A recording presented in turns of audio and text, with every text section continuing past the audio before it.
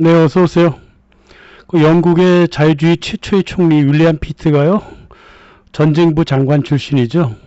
세계 최초로 GDP 개념을 만들었는데 이게 전쟁을 대비하기 위해서 만들었다고. 이 사람한테 그 자유무역은요, 전쟁과 똑같아요. 자유주의의 본 모습이 원래 전쟁이었잖아요. 만인에 대한 투쟁이잖아요. 그 사람이 이렇게 얘기합니다. 자유무역을 하려면 공격적이어야 한다. 영국의 무역을 위해서 두 가지 목표가 있는데, 하나는 해상을 장악하는 것, 다른 하나는 프랑스 국제무역권을 탈취하는 것이다. 폭력을 쓰자는 거예요. 자유무역이라고 하는 거는요, 해상과 같은 유통망을 장악한 나라 영국이잖아요. 경쟁국의 무역 사무소를 공격할 만한 군사력이 있는 나라 영국이죠. 그러니까 패권을 가진 나라의 무역 방식이 바로 자유무역이었다. 보다 정확하게 얘기하면 자유무역이 아니라 자유무역을 하라고 협박하는 거고, 자유무역이 만능이다라고 하는 홍보죠. 영국이라고 하는 나라는요, 자유무역을 단어 그대로 해본 적이 한 번도 없는 나라입니다. 1841년 프리드리 리스트가 이 진실을 정확하게 알고 있었죠. 영국이 해상 유통을 장악한 다음에 인도 같은 식민지에서 원재료를 값싸게 가지고 오고, 영국에서 제조한 물품을 높은 가격에 팔아치웠다. 영국은 자기는 보호무역을 하고 남한테는 자유무역을 강제함으로써 다른 많은 나라를 피폐하게 만들었다. 이렇게 사기책에 쓰고 있죠. 자, 들어보죠. 아담 스미스 이래 영국은 무역의 비밀을 숨겨왔다. 타국의 비밀을 모방할까봐 두려워서 자유무역이 만사라고 떠들었다. 영국은 천박하게도 국력이 정점에 오르자마자 타국이 따라오지 못하도록 사다리를 걷어찼다. 이게 영국의 비밀인데, 제조업 경쟁국이 없는 나라, 즉 영국만이 자유무역을 추구한다는 거다. 그리고는 옛날에 전철을 밟지 말라, 보여무역 해왔던 지금까지 전철을 밟지 말라고 시끄럽게 떠들고 있다.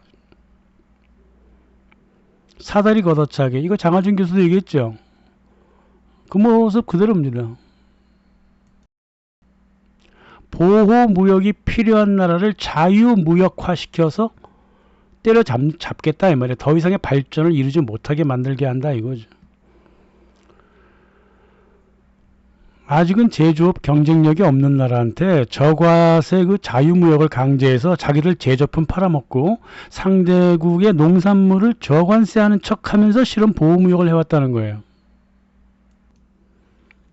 영국은 말이에요, 자유무역이 만능이라고 떠들었지만은, 자유무역이 그렇게 좋다면 그 무역에 관세가 없을수록 해당국은 그 부자가 돼야 되잖아요. 그렇게 해서 잘 살게 된 나라 있어요? 잘 살고 뭐 아니고 그런 건 아니지만, 중국이 좀 최근 들어, 중국이 단 한 10년 동안 거대하게 많은 물품을 거대하게 만들어서 쏟아냈잖아요.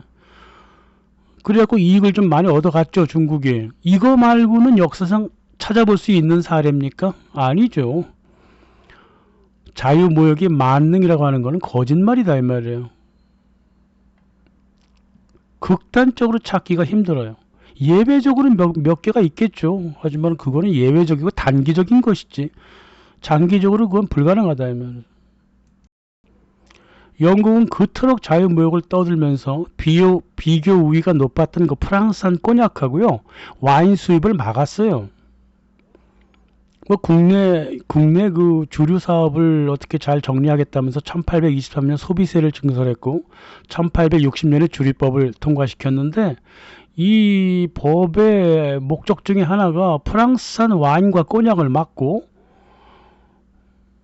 영국 자체의 그 브랜드를 키우겠다는 거였다고요. 이게 무슨 자유무역입니까? 그래갖고 영국 사람들은 어떻게 했습니까? 자기들은 잘 마시지도 않던 위스키를 대거 유통시켜 버렸습니다.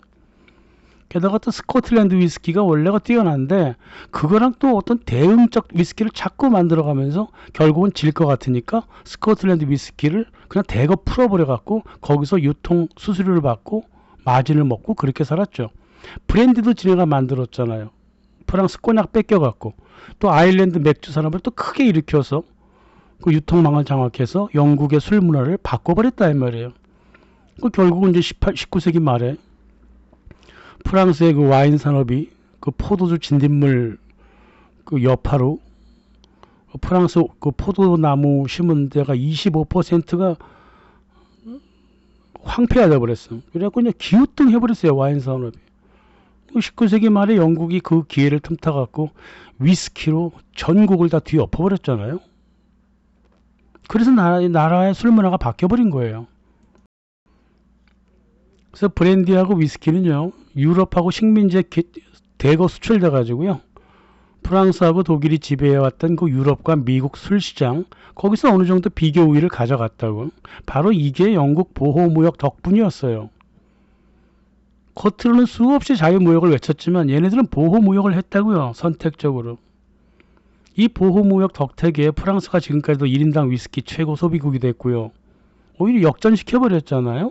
그 영국이 보호무역을 했기 때문에 19세기 후반에 영국 식민지 전역에 스코틀랜드 위스키 열풍이 불었잖아요. 미국, 인도, 스리랑카, 싱가포르, 일본, 지금까지도 그래요. 이 위스키를 좋아하는, 위스키가 유행을 부는 나라는 거의 대다수가 앵글로색슨 식민지 국가 출신들이다 그 말이에요. 그쪽으로 다 수출했기 때문에 그래요. 지네가 원래 마시지도 않던 술이거든요, 이게 영국에서는.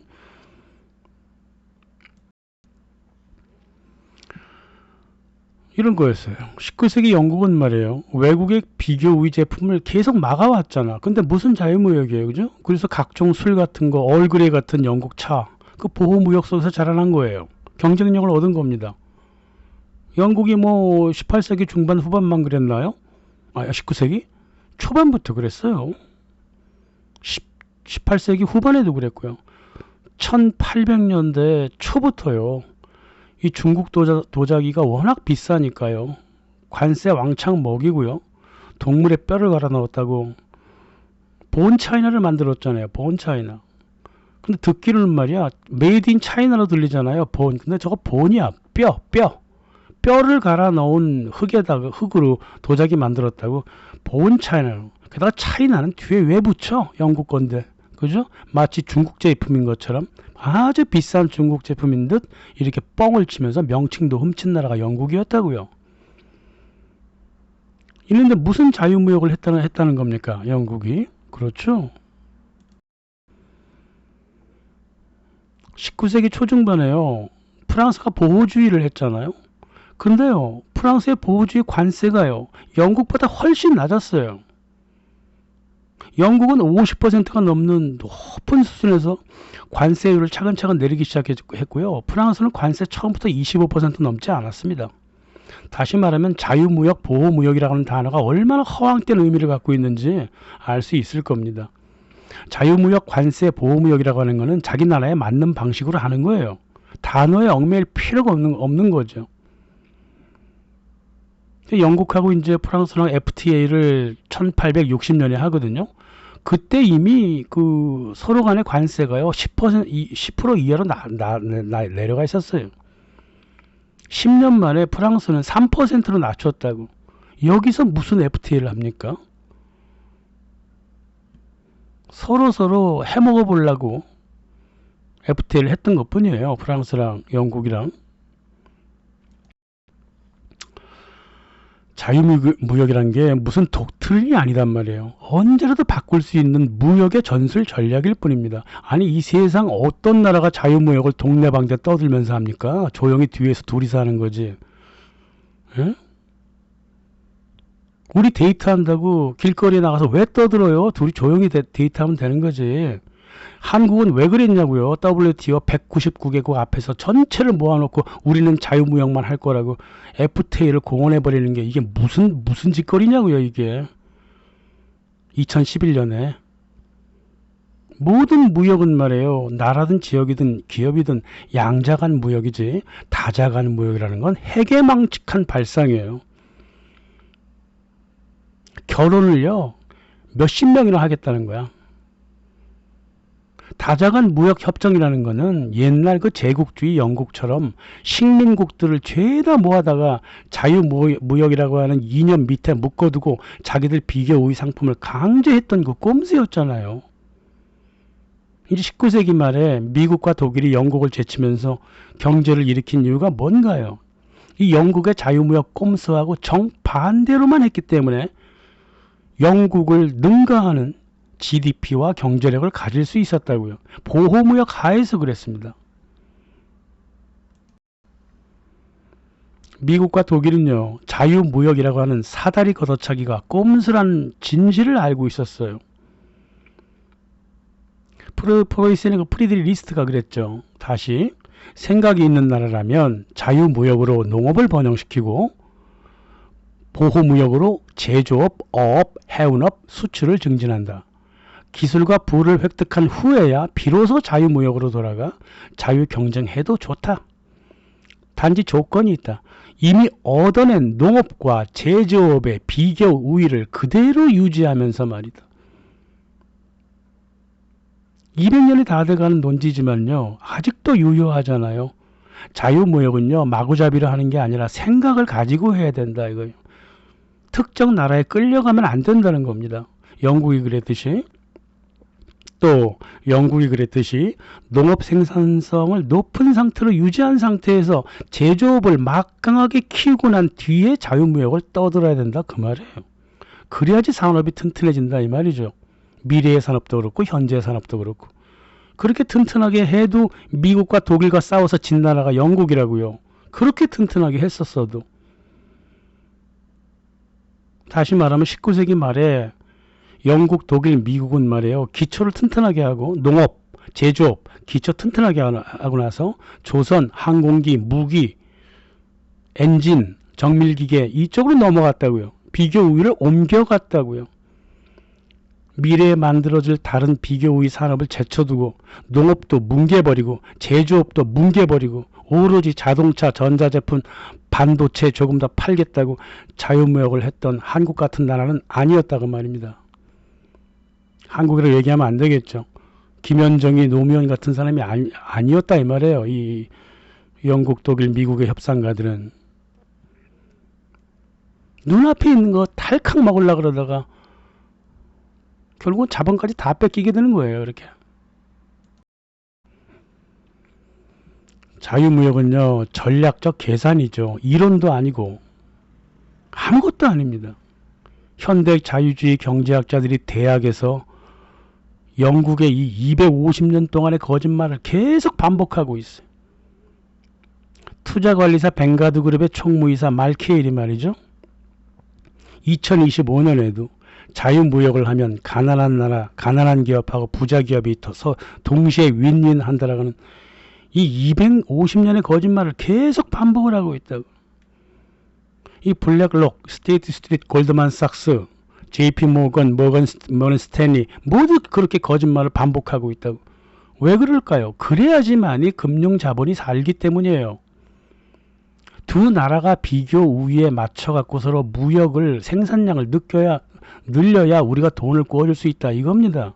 그래야 배당금도 받고 주식도 사고 산업 이익도 얻어가고 그럴 수 있다는 겁니다. 이 완전히 파충류들이라고 얘네들은요. 기생충이에요. 기생충. 이 영상을 이렇게 만들어가면서 생각난 친구가 한 명 있어요. 2020년에 죽었어요.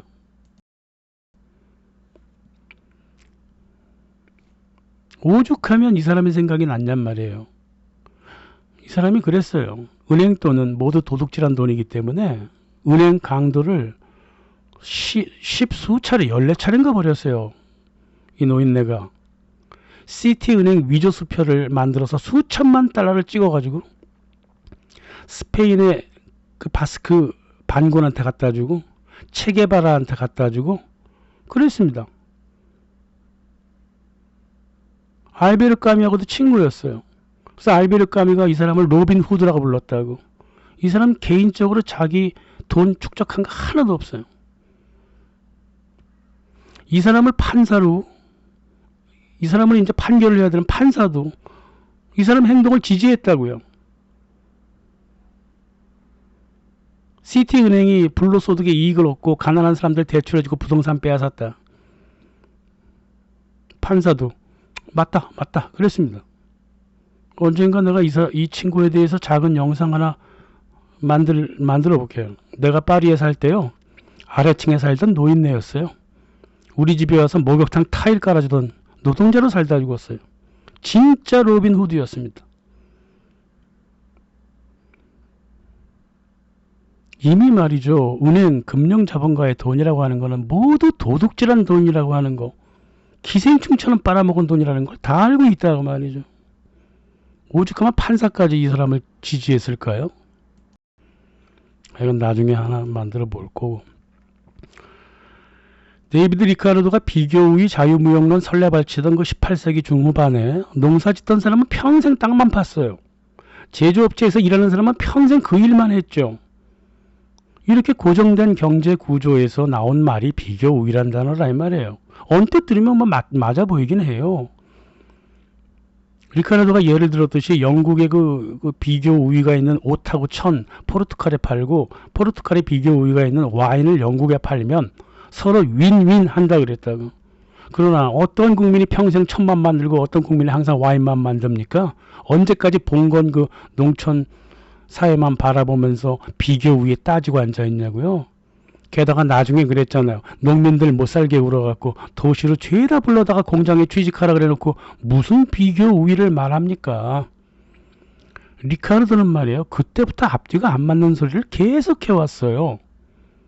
이걸 갖다가 아직까지도 대학에서 가르친다는 게 말이 됩니까? 그 가르치고 있는 교수들 자체가 정신머리가 어떻게 돼 있다는 거잖아요. 비교 우위가 개인 능력에 있다고 치자고요. 이걸 그냥 노동 생산성이라고 얘기하는데요. 인구수는 생각 안 해요? 한국 사람들이 중국 사람보다 2배나 더 빨리 신발을 만든다면 생산성이 높잖아요. 한국 사람들이. 그러면 중국인 10명이 달라붙어 봐요. 한국 한 사람이 만드는 신발보다 5배나 더 많이 만들잖아요. 이건 인구수의 비교 우위라고요. 비교 우위란 게 바로 이런 거예요. 또 신소재 신발 기술이 있다면 그게 또 비교 우위가 되겠죠. 비교 우위란 건 서로 돌아가고 이렇게 복잡하게 엮이는 거지 특정한 무엇이 비교 우위를 계속 가져가는 게 아니다 그 말입니다. 비교 우위에는 자원 변수도 있고 인구 변수, 생산성, 규모 변수, 기술 변수, 뭐 하물며 정부 변수까지. 응? 숙련 노동자와 비숙련 노동자의 그 교체 기간 같은 노동 이동 변수까지 다 있다고요. 지리적 변수까지 다 있어요. 이걸 어떻게 한 몫에 생각해가지고 나는 자동차만 팔아먹으면 되겠지. 나는 반도체만 팔아먹으면 되겠지. 이렇게 단순하게 생각하면 어떡하나. 지금은 말이에요. 산업화 과정이 매우 빨라졌어요. 노동과 경제 질적 전환이 마구마구 벌어진다고요. 그래서 자유무역을요. 고정적으로 하면 안 돼요. 전술적으로 잘 활용해야 돼요. 양쪽의 보호무역, 양쪽의 한 손에 자유무역, 한 손에 보호무역이라는 공을 넣고 저글링 하듯이 막 돌려야 돼요. 무역도 계속 다변화하는데 언제까지 그 특정 국가에 대한 비교 우위만 강조하고 있습니까? 이래갖고 어떻게 무조건적으로 자유무역을 할 수 있느냐 이 말이에요. 이거는 완전히 그 1차원적 인간이 아니라면 비교 우위를 갖다 들이민다는 것 자체가 벌써 잘못된 자세다 이 말이죠.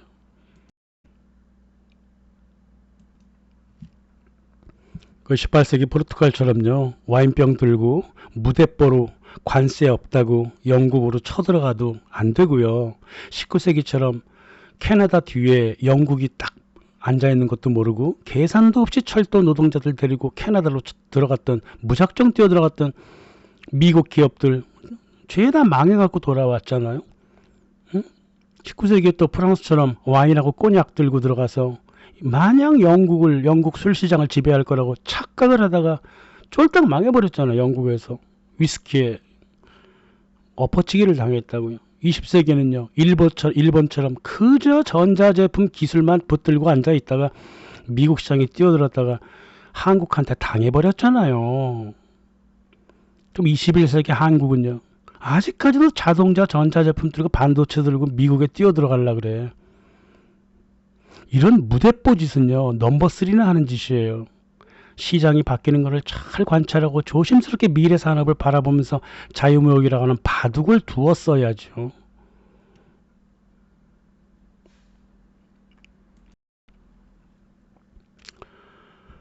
자유무역에는요, 또 다른 큰 변수가 있어요. 가장 큰 변수가 있습니다. 외교적 협박이란 게 있어요. 식민국과 피식민국, 채권국과 채무국, 군사보호국과 피보호국, 이 양국 관계 속에는요, 자유로운 무역이 가능할 수 없는 겁니다. 식민지 근대론자들이 식민국과 피식민국과의 서로 간에 장사를 했다는 개소리를 막 질러대는데요. 거기에는요, 외교적 위협, 군사적 위협이라고 하는 변수가 항상 끼어들어가 있다고요. 자유무역 협상장에는 말입니다, 항상 강대국의 외교적 압력이 있습니다. 19세기의 영국은요, 상대국한테 해상봉쇄, 대출도 제한하겠다, 군사적으로 위협하겠다 이러면서 자유무역을 했다고요. 21세기에는요, 직접 투자로 한 나라에 쳐들어간 금융자본가가 해당 나라 기업의 수익을 다 긁어갖고 바깥으로 튀어버리는데 이걸 어떻게 정상적인 교역이라고 말할 수 있습니까? 트럼프 보세요. 자유무역 협정이라고 하는 건 걔한테 줘버리는 거예요. 트럼프한테 꼼짝 못하는 나라들이 아직도 있잖아요. 몇 나라가 있잖아요. 그래서 식민지 근대론자들이 얼마나 멍청한 사람들이냐면요, 그 위안부 있잖아요. 그 위안부 아버지한테 그 계약서 들이밀었을 때 아주 1대1로 평등하게 들이밀었을 것 같아요. 딸 여기다 사인 안 하면 너 죽어, 이런 거란 말이에요. 그러니까 철부지라고 얘기하는 거예요. 식민지 근대화론자들을. 모든 만나면은요, 위계 질서가 있고 권력 관계가 있는 겁니다. 자유무역은 더해요. 지금 전 세계가 WTO 자유무역 분위기에 다 휩쓸려 있어서 그렇지, 한국과 일본이 처음부터 보호무역을 계속 유지했다면 이 정도의 수치스러운 꼴은 당하지 않았을 거라 이 말이에요. 당하긴 당했어도 이 정도는 아니었을 거라 그 말이죠. 비교의보다 더 가치없는 자유무역의 본질을 얘기할 때가 왔습니다. 자, 미국이 말이에요, 캐나다를 한번 먹어보려고 자유무역을 외쳤습니다. 1850년대. 그래갖고 미국과 캐나다 상호무역협정을 맺었어요, 제한적으로. 하지만 캐나다 뒤에는 영국 자본과 기술이 있었다고. 캐나다는 원래 영국 거잖아요. 그래서 영국의 자본과 기술로 무장한 캐나다가 미국 시장을 뚫고 들어갔다고. 무역량은 많이 늘었어요. 하지만 미국한테는 이익을 갖다 준 게 없어요. 캐나다한테도 이익을 갖다 준 게 없어요. 미국은 결국 자유무역 협정문을 쓰레기통에 던져버렸죠. 그럼 누가 돈 벌었을까요? 누가? 무역에 필요한 그 돈을 필요로 하는 거 기업들한테 은행이 계속 융자를 해줬어요. 캐나다하고 미국 양쪽에 모두. 대표적인 은행이 영국의 로스차일드 은행이었다고. 로스차일드만 돈을 벌었다고. 하도 일이 이렇게 벌어졌기 때문에요,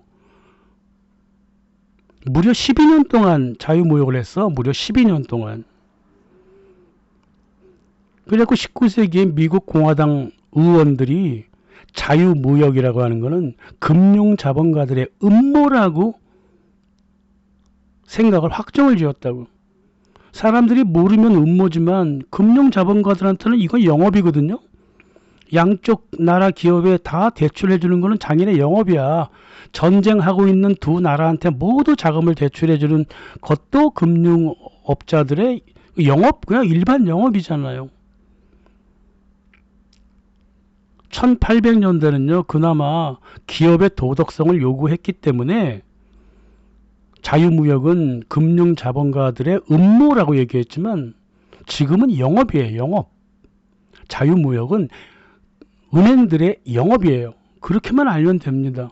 그러면 자유무역을 해야 될지 말아야 될지 이제 결정할 때가 되잖아요. 한 번만 이랬습니까? 영국과 프랑스가 대대적인 FTA를 맺었어요. 1860년. 이걸 갖다가 세계 최초의 FTA라고 얘기하는데요. 왜냐하면 항목이 너무 많았고 규제 문제, 법 문제까지 건드렸기 때문에 FTA라고 이제 세계 최초의 FTA라고 그런 거예요. 하지만 두 나라가 잘 살게 됐나? 그래서 자유무역 후에 과연 두 나라가 어떤 이익을 얻었는가? 150년 동안 논쟁거리예요, 이게.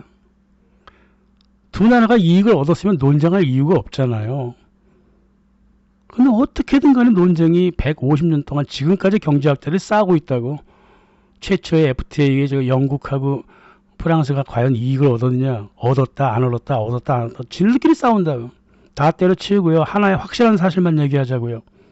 영국과 프랑스 FTA의 거대한 이익은 런던 시티와 로스차일드 같은 금융가들이 모두 가져갔습니다.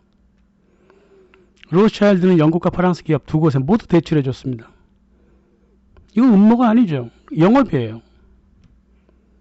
그리고 돈을 누가 벌었느냐고? 로스차일드가 벌었다니까요. 영국하고 프랑스가 돈 벌었다는 소리는 서로 갑론을박을 150년 동안 하고 있다니까요. 그럼 그거 다 그런 생각 하지 말고요. 그럼 돈 번 놈이 누구야만 찾으면 되잖아요. 런던 시티였다 그 말이에요. 자유무역의 모든 이익은 은행이 가져가는 거예요.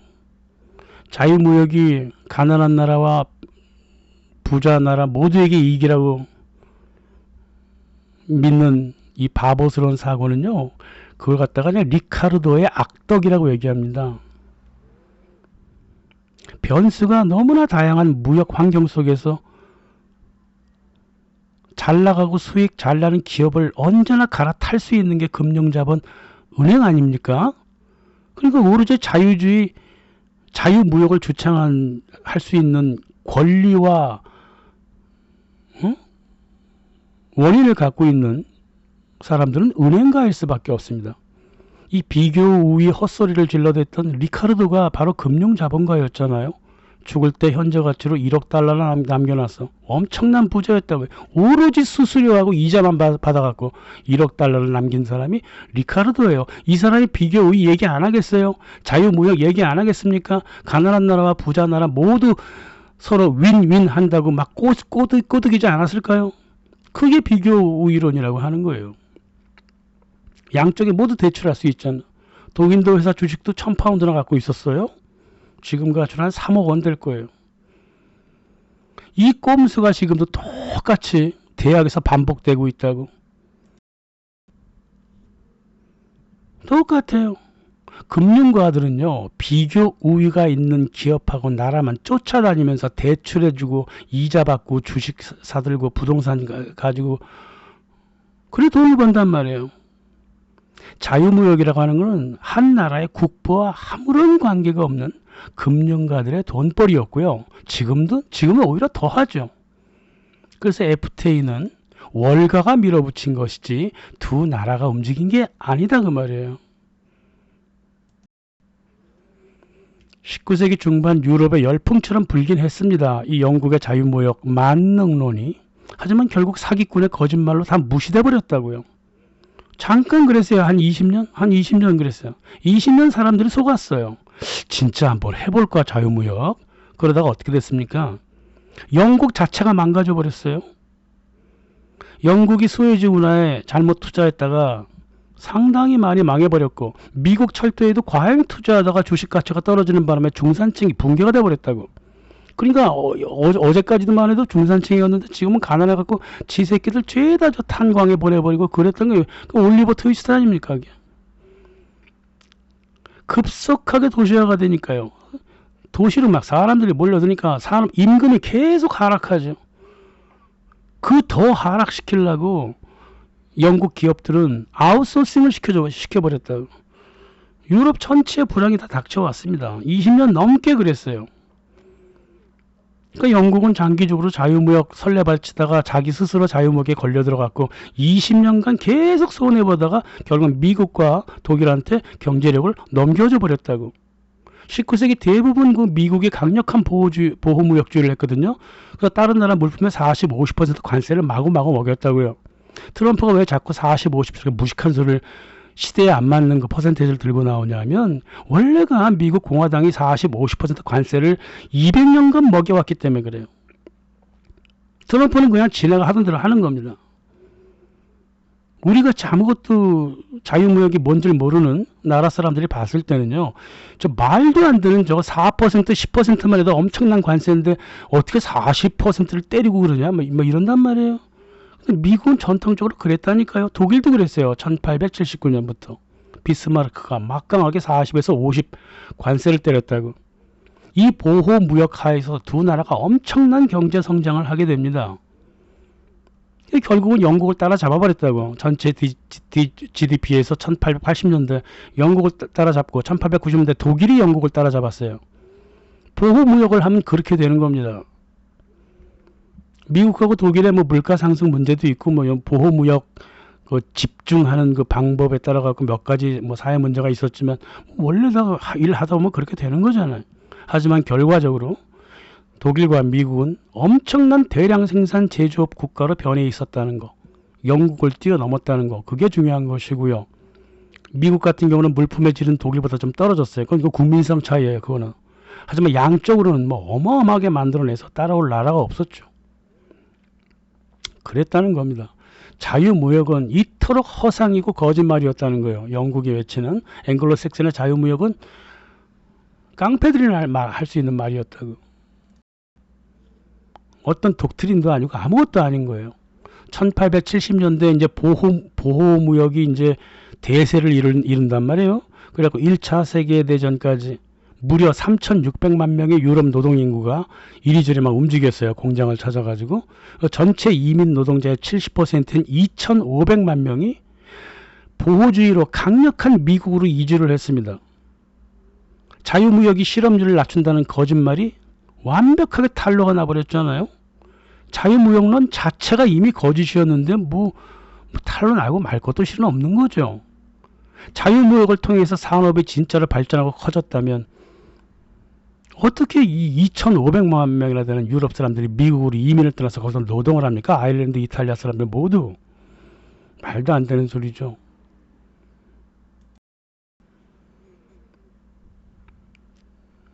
제2차 세계대전 도중에 말이에요. 이제 미국이 서서히 자유무역의 그 인구, 자원, 기술, 자금의 모든 변수를 통제하기 시작했고, 통제가 실제로 됐어요. 사우디아라비아 파이살 국왕 만나갖고 석유 달러로 해다오 막 그러고, 그때부터 접촉을 했다고요. 그래갖고 야 옳다구나 이래갖고 1941년에 루즈벨트가 영국하고 유엔한테 유엔이 지금 만들어질 7개국인가 8개국 있어요. 자유무역을 끝없이 강요했습니다. 입장이 바뀌었어. 영국하고. 옛날에는 처칠이 영국이 그랬는데 이제 미국으로 바통 터치를 해버린 거예요. 쉽게 단순하게 얘기해서 처칠이 말해요.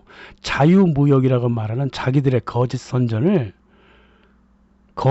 할 권리를 미국한테 넘겨준 거예요. 처칠이 투덜투덜대면서 그랬습니다. 80년 동안 자유무역 하자고 그토록 그랬는데 보호관세만 당신들이 올려놓고 이제 와서 무슨 자유무역을 다시 하자는 소리입니까? 대영 제국을 지금 무너뜨리려고 하십니까? 그랬어요. 루즈벨트 가만히 있었죠. 아무튼 자유무역 해야 됩니다. 이래버리고 말았습니다. 이 대서양 헌장이 배 위에서 쓰여졌는데요. 처칠하고 갈등이 벌어진 게요. 자유무역 조항이었어요. 제4조, 제5조 갖고 계속 물고 늘어졌습니다. 결국은 전세계 자유무역을 추진하는 방향으로 가자. 이게 대서양 선언이었고, 그걸 1943년에 23개국인가 모두 도장 받아냈고, 1945년에 UN이라고 하는 희한한 그 국제기구를 만들어서 그 헌장으로 채택을 하게 된다. 전후에 미국은 말이에요. 금융세계화를 위해서 물론 산업도 같이 세계화하는 건데 각종 국제기구를 만들어 갔습니다. 영국이 옛날에 그 식민지 운영하려고 식민기구 만들었잖아요. 그거랑 똑같아요. 미국은 전 세계를 상대로 이런 짓을 했습니다. 무역협정도 원래 양자협정이잖아요. 안 그래요? 결혼도 한 남자 한 여자가 하잖아요. 무역협정도 한 나라와 한 나라가 한다고요. 물론 그 안에서 기업들이 하는 거지만 이걸 다자협정으로 바꾸겠다는 거야. 그래갖고 니네 둘이 결혼하는 걸 모두가 다 알도록 하겠다는 거예요. 그래서 갖고 그러죠. 옴싹달싹을 못하게 만들어 놨단 말이에요. 모든 협정을 다 집단으로 하라고 말이에요. 결혼도 집단으로 하듯이 협정도 집단으로 하라고. 이거 완전 제국주의라고요. 영국이 옛날에 했던 그 식민주의 습관을 그대로 갖고 온 거예요. 이렇게 하다 보니까요. 눈치를 자꾸 보게 되잖아. 그게 뭐냐면 가트예요. 가트. 너희들 양자 협정을 하긴 하되 일단 조직 내에서 들어와서 해봐. 이렇게 부드럽게 처음에 출발했다가 1995년 모두 다 들어와. WTO가 만들어진 거예요. 그 안에서 모두 다자간으로 모든 국가가 다 도장을 찍는 무역협정을 해라. 아이고 한국의 김영삼은 이거 좋다고 달캉 들어가 버렸어요. 무슨 생각이 있었는가 모르겠어요. 사람들이 말입니다. 왜 이런 집단적인 국제기구를 자꾸 세우느냐고 물어봤을 때 미국이 뭐라 그랬냐면 무역 분쟁을 조정하려고 그런다. 군사 분쟁 이런 것도 조정하려고 그런다. 지역 분쟁 이런 것도 조정하려고 그런다. 이렇게 핑계를 계속 대왔지만 세상에 지금까지 어떤 국제기구가 분쟁을 조정한 적이 있습니까? 국제사법재판소가 뭘 조정을 했어요? 푸틴은 기소하고 기소된 거를 자기네들이 받아들이고 보리스 존슨하고 젤렌스키 기소한 건 무시해버렸죠? 이게 바로 국제사법재판소가 하는 일이에요. 국제사법재판소가 과연 무슨 분쟁을 해결했습니까? 코소보 해결했어요? 이라크 해결했어요? 아프가니스탄, 파키스탄 어떤 분쟁도 해결한 바 없어요. 개인적으로 판결한 거 모두 미국이 원하는 방식으로 끝내고 말았다고. 이게 무슨 분쟁 해결입니까? UN 평화유지군이 과연 뭘 했습니까? IT 가서 무슨 짓을 했고요. 이라크에서 UN 평화유지군이 한 짓이 뭐예요? 미국 기업 방어해 주는 것밖에 없었다 이 말이에요. WTO도 마찬가지다 그 말입니다. WTO도 무슨 분쟁을 해결합니까? 1995년에 WTO 분쟁 조정실이 만들어져 가지고 20년 넘게 계속 엉터리 판결만 해가지고 전 세계 국가들 다 화만 돋궜잖아. 그래갖고 2019년에 판결 기능이 완전히 정지돼 버렸어요. 판사가 없어요. WTO에. 분쟁은 무슨 해결이죠? 누가 분쟁을 해결해요? 인류 역사에서 어떤 경우든 간에 두 나라가 교역을 하기 위해서 국제기구한테 기댄 경우는 한 번도 없어요. 오로지 미국이 했던 짓이에요. 영국의 식민기구 그대로 복사해가지고. 역대 무역 분쟁 조정이라고 하는 건 모두 협정 파기해버리면 끝이에요. 두 나라가 무역하다가요. 저 사람이 어겼어. 그걸 파기하면 돼요. 트럼프가 지금 자유무역 협정 다 어기고 있잖아. 그럼 파기하면 되는 겁니다. 뭘 질질질 무릎 꿇고 우리가 따라갑니까? 따라가기를.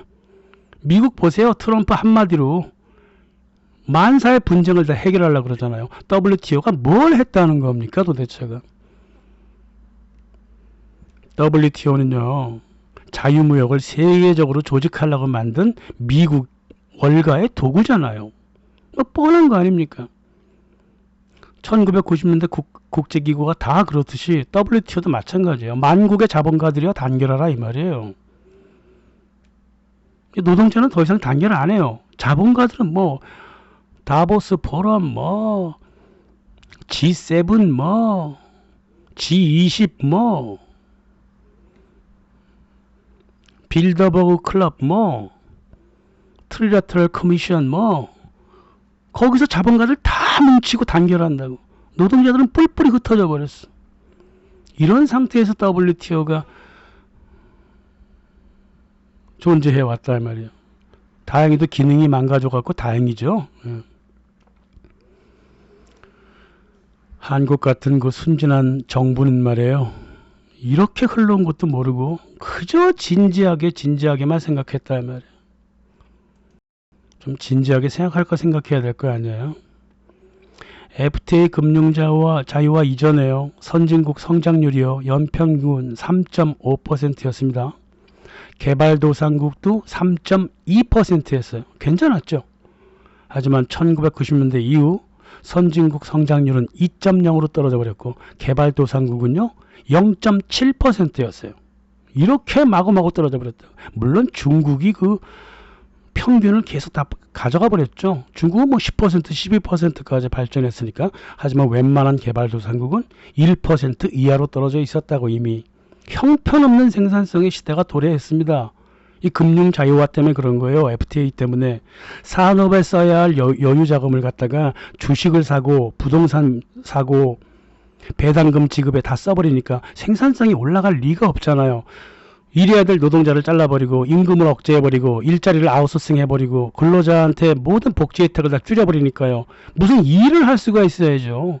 그러니까 경제 성장의 원동력이 사라져버린 거야. 그러니까 소비자들도 이제 수요가 침체되니까 시장도 줄어버렸으니까 생산성이 올라갈래야 올라갈 수가 없지 않습니까? 더 무서운 건 금융위기이기도 해요. 응? 신자유주의 하수인인 그 대학의 경제학자들은 제조업이 망한 게 기술이 포화 상태가 왔다든가 아이를 왜 안 낳느냐 내란도 있어갖고 유통망이 막혔다 이런 말도 안 되는 개소리를 질러왔어요. 이 강단에서. 진실을 감추는 방법은요 거짓말 하는 게 아니라요 핵심 원인과 미세한 부차적인 원인을 서로 동등한 원인인 양 1대1 대1대1 동등하게 배열하는 이 꼼수를 부립니다. 이 문제도 있고 저 문제도 있고 그 문제도 있고 뒷문제도 있고 모두가 문제라 이렇게 얘기해버린다고.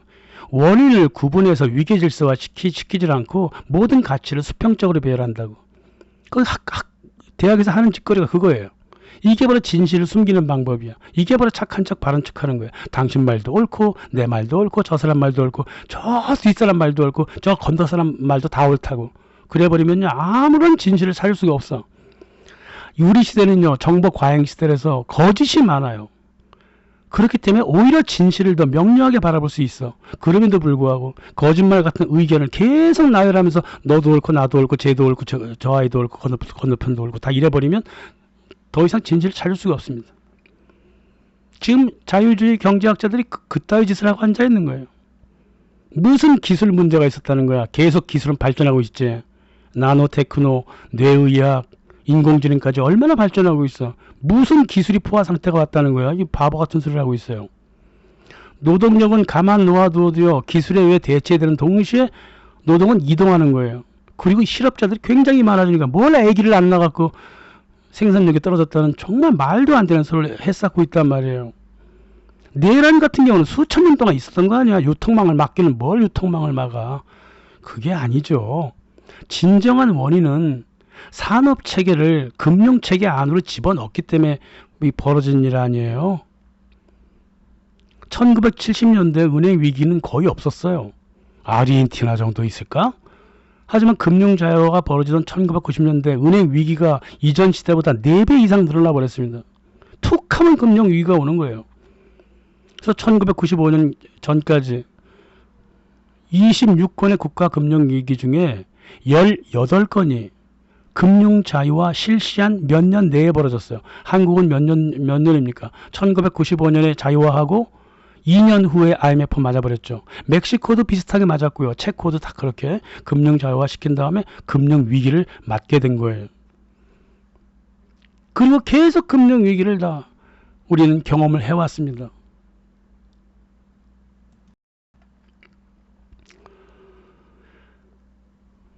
단기로 금융을 자본을 투자해 갖고요. 직접 투자해 가지고 세금도 내지 않고 해당국의 기업 이익만 쏙 빼먹고 도망치게 하고요. 환율 변동성을 높여 가지고 안정적으로 도무지 사업을 못하게 만들고 금융 부분에도 대차 대조피에 영향을 크게 줘 갖고 대출하기도 어렵게 만들어 놨다고. 이 금융자본이라고 하는 게 신자유주의가 1995년 이후에 한국 사회가 또 똑같단 말입니다. 경기 침체가 널뛰고 널뛰어. 게다가 정부가 인프라에 돈을 쓰지 못하게 계속 민영화를 밀어붙이고 긴축하라 그러고, 그러니까 복지 비용이 계속 떨어지고 부정부패는 더욱더 커지고 다양하게 이렇게 악영향을 끼쳐왔다 이 말이에요. IMF 부총재이고 미국 연준 이사회 부의장 했던 스탠리 피셔가 이렇게 얘기했습니다. 단타 쳐봤더니 뭐 별로 돈 못 버네. 그랬습니다. 워렌 버핏은 장기적으로 하잖아. 10년 동안 갖고 있을 주식 아니면 안 산다 그러잖아. 왜 그걸 이제야 알고 FRB 부총재까지 하고 이스라엘 중앙은행장까지 했던 놈이 그걸 그 진실을 이제야 알았다고? 하도 먹튀를 하다 보니까 금융 위기가 계속 벌어지는 바람에 우리도 손해봤다 이 말 아니에요. 그래서 아유 앞으로는 좀 장기적으로 가야 되겠네 이 말 아닙니까? 이제 와서야 투자를 장기적으로 하겠다고 자꾸 생각하는 모양인데 실제로 그랬어요. IMF가 그랬습니다. 좀 장기적으로 하는 게 좋다. 우리 IMF가 참 틀렸다. 그랬습니다. 너무 늦었어요 이제. 이제 와서야 단타 이제 그만 치겠다? 그러면 장타선은 어디서 칠 거야? 삼성? 현대? 어디서 장타를 칠 거냐고. 중국밖에 없어. 뭔 소리를 하고 있는 거야 지금. 그리고 서구 지역 미국과 유럽은요 산업 생산성이 다시 획득하기에는 너무 늦어버렸어요. 어떤 나라도 따라올 수 없습니다. 미국과 유럽은 다시는 일어나지 못할 거예요. 그 옆에 하인처럼 붙어있는 나라들도 말로가 안정적이지 못할 겁니다. 금융자본가들이 이 나라 저 나라 단타치고 다니다가 우연히 유럽이나 미국이 아닌 다른 나라 시장에 상당히 많은 블루오션을 만들어줬어요. 그리고 지네들도 생산성 떨어지니까 공장 다 이전하는 바람에 많이 주워 먹었지. 중국, 베트남, 브라질, 인도네시아, 말레이시아, 인도 개발도상국들이 계속 치고 들어왔다고. 이제 몸집도 되게 커졌어요. 러시아는 엄청난 자원을 이 나라들한테 풀어줄 작정을 하고 있고 세계는 이렇게 낙관적으로 흘러가고 있습니다. 무너질 나라 무너지고요. 고통받을 국민들 고통받고 다 끝나면 뉴 월드 오더가 올 거예요. 뭐 그렇게 뉴 월드 오더 하더니 그래요 뉴 월드 오더 잘 만들어 보자고요. 예. 감사합니다.